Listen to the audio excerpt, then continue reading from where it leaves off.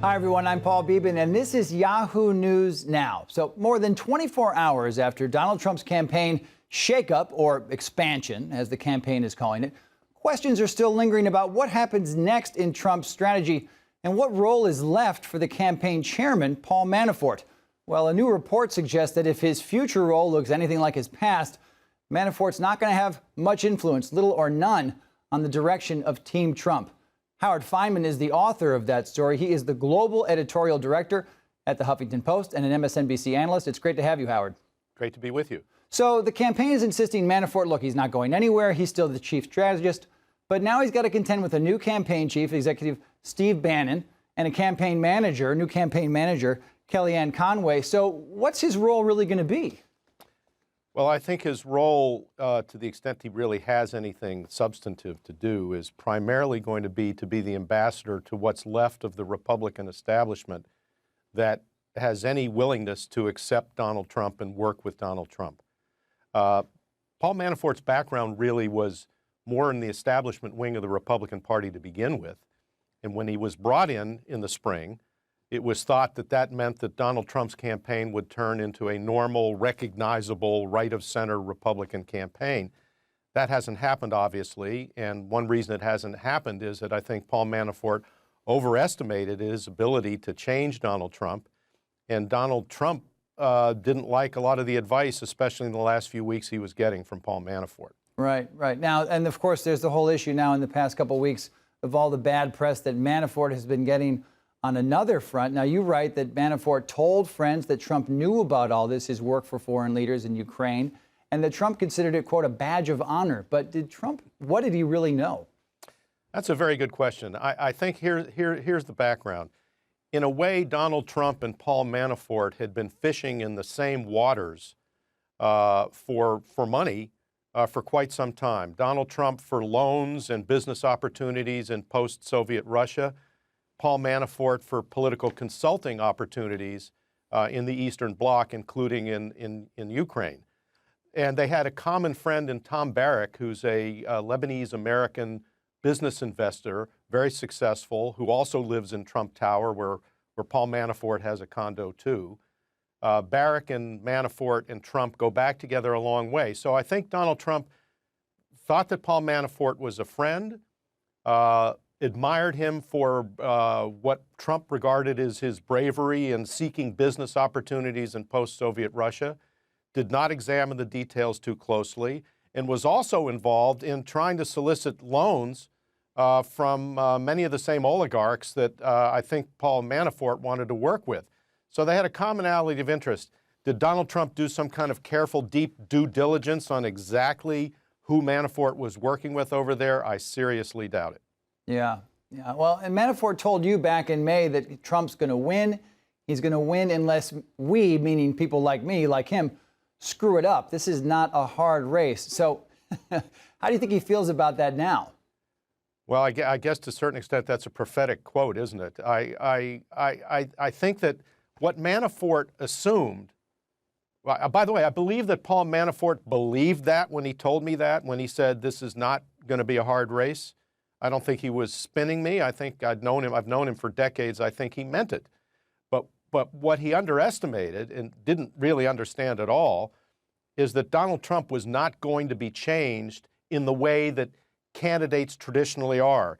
You've heard the cliche over and over again about the pivot, how candidates are supposed to pivot from their focus on the primaries and the base to the general election in the middle of the electorate. Well, Donald Trump had no concept of that and had no interest in it.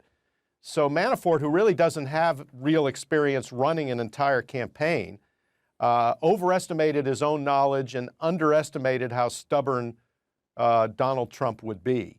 And when Paul Manafort insisted that Donald Trump try to meet with members of Congress, to play up to establishment Republican leaders, Donald Trump hated that with every fiber in his body, and it essentially made him more of a renegade than he was before.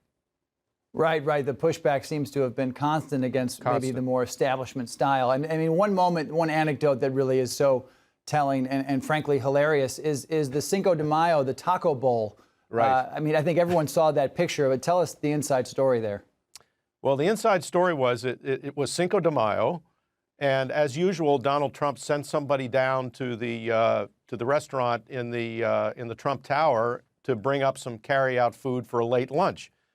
Trump tends to eat lunch rather late, and he eats it at his desk, which is piled high with papers. I've been in that office and talked to Trump there. He's got stacks of papers and so forth, and he puts his carry-out lunch on top of the papers. Well, that day was Cinco de Mayo, which I'm not sure anybody really necessarily focused on, but since it was Cinco de Mayo, whoever went down to get the lunch came back with a taco bowl, and there were various staffers in the room and some members of the Trump family, and I'm not going to say which ones. They were all standing around, and one of the members of the family said, "Hey, let's tweet out a picture of you eating a taco bowl on Cinco de Mayo. Everybody will love that." Well, as I understand it from sources who know about this incident, Paul Manafort politely said, maybe that isn't a great idea. It might come off as condescending or a little, a crude appeal that could backfire. Maybe you shouldn't do that. He said it politely, but he was the campaign chairman, so maybe somebody would listen. Well, nobody listened. And the tweet was sent out and became famous. Right. And not only did it go out, I mean, he's got this huge grin, the thumbs up, and he says, "I love Hispanics." Yeah, he said, "I love Hispanics," but then, I love Hispanics. So everybody viewed it as pretty much everybody viewed it as a crude and condescending appeal. And but Trump later said, well, as I understand it, Trump said, if anybody is offended, those are the people we wanted to offend. Right, as if, this was a targeted campaign. And speaking of that, so now he brings in the Breitbart executive, Steve Bannon, who's not known for his delicacy, shall we say. I mean, are we going to see just more of that kind of thing? I mean, he obviously he revels in offending people. That's what Breitbart does. That's its bread and butter. Well, I guess I would say if Steve Bannon had been in the room during that incident, Trump would have been wearing a sombrero at the same time. Yeah, it's a poke in the eye approach. Right. And it is the pure, hard, xenophobic, keep all the immigrants out, question all the Muslims, nobody but us, raise the wall, extreme vetting, vicious stripping out, all the words that Trump has been using in recent days. The viciously, the extreme, all that kind of language is exactly where Breitbart lives. It's been very popular. As others have said, it's sort of the beating heart or the mind at the core of the base of Trump's thinking. Right, but you're going to see more of that. Right, but to that point, though, what people have been saying all along is, look, Trump needs to expand the circle, but he can't seem to resist the temptation to just keep flaming, just keep firing up his base, but that's not going to help him win the election. I mean, he needs to bring in more votes. But I mean, I just want to move on. I mean, Bannon is obviously, like you said, he's going to do more of this. Columbus Day is coming up.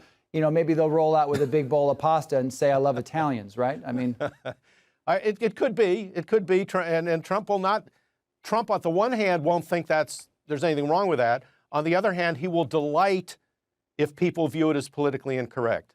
That's who Trump is more interested in getting an outraged reaction from what he views as the establishment than he is in winning the election. That's my view of it, and that's his mentality. If he wins, fine. If he doesn't, he hopes to make life miserable for everybody else in power. And I think that's where he's headed, regardless what happens in this election. Right. No, so, of course, there's another figure, Kellyanne Conway. She's familiar to a lot of people. She's been, obviously, on the cables forever. What's her role here? How does she fit into the equation? Well, don't forget, Kellyanne Conway was one of Ted Cruz's top advisors. And Kelly, I've known Kellyanne for a very long time. She's very smart. She's very good at attempting to soften conservative rhetoric, to tailor conservative rhetoric to appeal to undecided suburban women. That's one of her specialties. Donald Trump desperately needs that kind of help. Whether he will listen to Kellyanne or not, I don't know. And whether Kellyanne will play that role, I don't know. She's the new campaign manager. She's going to be at Donald Trump's side all the time on the airplane, which is going to give her enormous authority. And she's a conservative. She's a very hardcore conservative, though, and I don't think is going to push him in the direction of establishment thinking in the Republican Party on immigration or Muslims or any of that.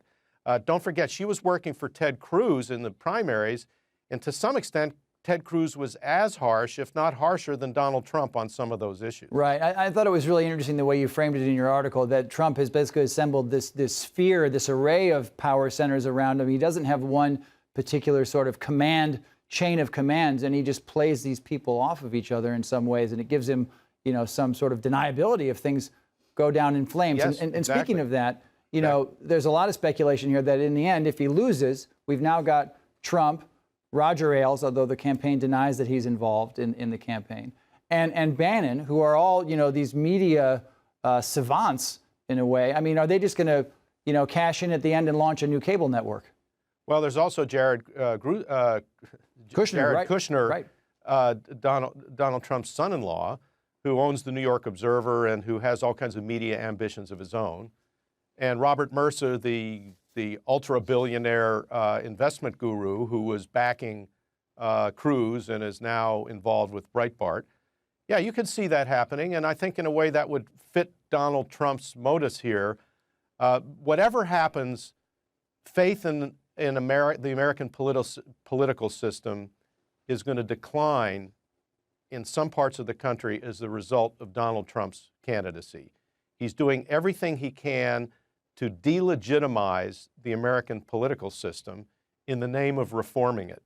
Does it need reform? Yes. Is Donald Trump asking some legitimate questions about how things operate? Yes. Is he personally the answer to those questions? Probably not. But I think asking questions and criticizing and being on the outside looking in would suit a conservative media mogul. It makes a certain amount of sense for what Trump and maybe even his family, his kids and son-in-law do after this campaign.